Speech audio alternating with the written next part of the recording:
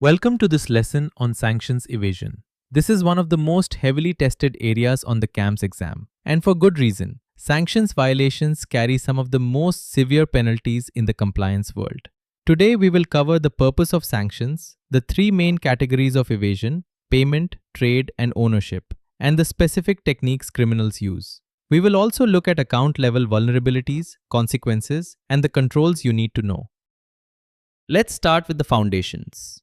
Before we can understand evasion, we need to be clear on why sanctions exist in the first place.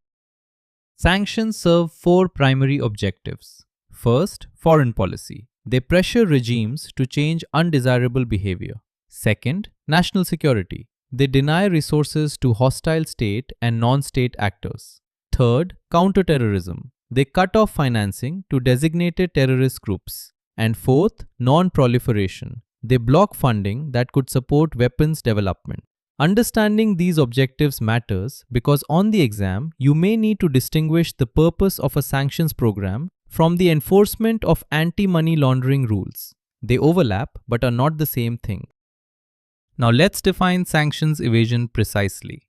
Sanctions evasion is the deliberate circumvention of restrictions imposed by a sanctioning authority. This is a critical distinction for the exam. Evasion is not the same as the predicate crime. A person may be designated because of terrorism, narcotics trafficking, or weapons proliferation, but the act of evading the sanctions is itself a standalone offense. You can be prosecuted for evasion even if you had nothing to do with the underlying criminal conduct. Keep this separation clear in your mind. The exam tests it directly. Now we move into the first category of evasion techniques: payment-related methods. This is where stripping, masking, and creative routing come into play. Payment stripping follows a predictable sequence. The originator sends a payment that includes the sanctioned party's name and address. An intermediary bank, or sometimes the originating bank itself, removes or alters those identifying fields. The receiving bank's screening filters see nothing suspicious, so the payment clears. The sanctioned party receives the funds. This is one of the most well-documented evasion methods. Major enforcement actions, resulting in billions of dollars in fines, have centered on exactly this technique. So how do you detect payment stripping? Look for incomplete or generic originator fields, names like "one of our customers" or blank address lines. Watch for cover payments that lack the underlying detail you would expect. Be alert to frequent amendments to payment instructions, especially last-minute changes to beneficiary names. And question routing through multiple correspondent banks when a simpler path exists. Remember, any unexplained removal of party information from a payment message is a critical red flag. On the exam, if you see a scenario describing missing or altered message fields, think payment stripping immediately. Next, let's examine trade-related evasion. This involves physical goods, shipping routes, and documentary fraud, a very different vector from payment manipulation. Transshipment is the classic trade-based evasion method. Goods leave an origin country legally. They transit through a hub, often a free trade zone, where new bills of lading are issued showing a different end user or destination. The goods then reach the sanctioned jurisdiction without triggering export controls. This is particularly dangerous with dual-use goods, items that have both civilian and military applications. The exam may present scenarios involving electronics, industrial chemicals, or precision machinery routed through intermediary ports. Red flags for trade-based evasion include an end user located in or near a sanctioned jurisdiction, goods that are inconsistent with the buyer's stated line of business. Why would a food importer need industrial centrifuges? Circuitous shipping routes that make no commercial sense, and last-minute changes to the port of discharge. Keep in mind that dual-use goods routed through free trade zones to sanctioned states represent a textbook evasion pattern. The exam loves this scenario. Our third category is ownership-related evasion, hiding the fact that a sanctioned person or entity is the true beneficial owner of assets, accounts, or transactions. The sanctioned or designated person sits at the center of a web of concealment. They may use shell companies with nominee directors, front businesses that have no real commercial activity, trusted proxies who act on their behalf, layered corporate ownership chains across multiple jurisdictions, or family members who appear as the legal owners of record. Each of these methods is designed to create distance between the designated person and the assets they actually control. The exam often tests whether you can distinguish between shell companies and proxies. A shell company is a legal entity with no real operations.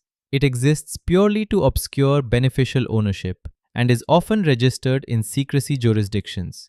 A proxy, on the other hand, is a real individual, a family member, business associate, or paid nominee who acts on behalf of the sanctioned party and appears as the legitimate account holder. Why does this distinction matter? Because the detection methods differ. Shells are identified through corporate registry research and beneficial ownership verification. Proxies require intelligence, behavioral analysis, and understanding of the designated person's known associates. Now let's look at a specific institutional vulnerability: account structures that criminals exploit to bypass screening. You must understand the difference between nested accounts and payable-through accounts. With nesting, a foreign bank uses a correspondence account and sub-accounts are invisible to the host bank. The host cannot screen the end users because it does not know they exist. With payable-through accounts, the foreign bank's customers access the host bank directly. Transactions appear as third-party activity, and the host may lack full customer data. Both structures create screening gaps. Both can be exploited by designated persons, but the mechanisms differ, and the exam expects you to distinguish them. Here is why nesting is particularly dangerous. A respondent bank allows its own downstream correspondents to transact through a single master account at the host institution. This creates layers the host bank never sees and cannot screen. The critical point for the exam: the host institution bears regulatory liability even when it cannot identify the ultimate transacting party. Regulators expect you to have controls, including contractual restrictions and due diligence on your respondent banks that prevent unauthorized nesting. Ignorance is not a defense. Let's now examine what happens when sanctions evasion is detected and the controls that should prevent it. The consequences are severe.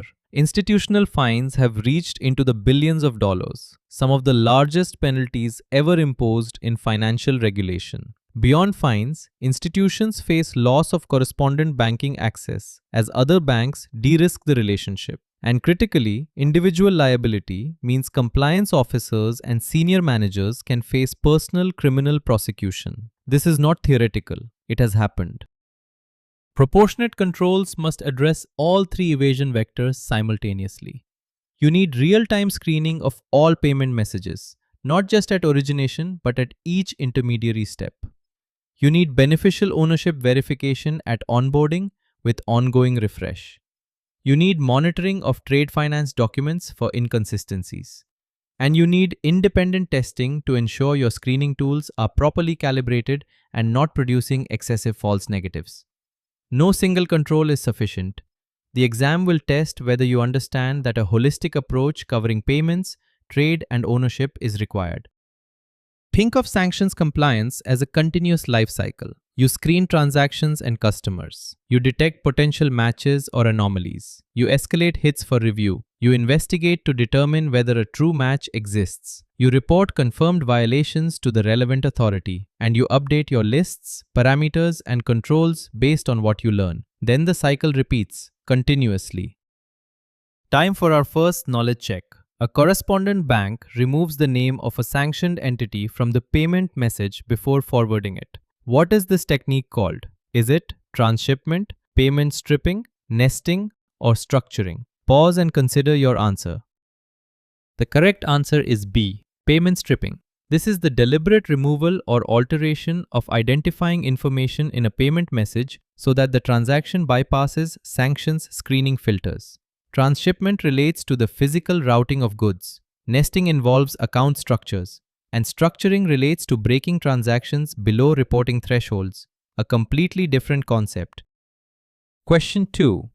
Which evasion method involves routing goods through a third country and issuing new documentation to conceal the true sanctioned end user? Is it payable-through account abuse, payment stripping, transshipment with redocumentation, or proxy ownership? Think about which evasion category this falls into. The answer is C. Transshipment with redocumentation. This is a trade-based evasion method. Goods are diverted through an intermediary jurisdiction and new shipping documents are created to disguise the final sanction destination or end user. The other options relate to payment or ownership evasion, different vectors entirely. Final question. A host bank discovers that its respondent bank allowed a sanctioned party to transact through a sub-account it never disclosed. Who bears primary regulatory liability? Is it only the respondent bank, the host bank, the sanctioned party alone, or no institution because the nesting was undisclosed? Consider what regulators expect of the host institution. The answer is B. The host bank bears primary regulatory liability. This is a crucial exam point. The host bank is responsible for transactions processed through its accounts, even when nesting was undisclosed. Regulators expect the host institution to have controls in place, including contractual restrictions and adequate due diligence on respondent banks that prevent unauthorized nesting from occurring in the first place. Let's recap what we have covered. Sanctions exist to deny economic access and achieve policy objectives. Evasion operates through three vectors: payment, trade, and ownership. Payment stripping removes identifiers to bypass screening. Trade evasion uses transshipment and falsified documents. Ownership evasion relies on shells, proxies, and layered structures. Nested and payable-through accounts create dangerous screening gaps. Consequences include institutional fines in the billions and personal criminal liability for individuals. And controls must screen, verify ownership, and monitor trade documents continuously. Above all, remember this distinction.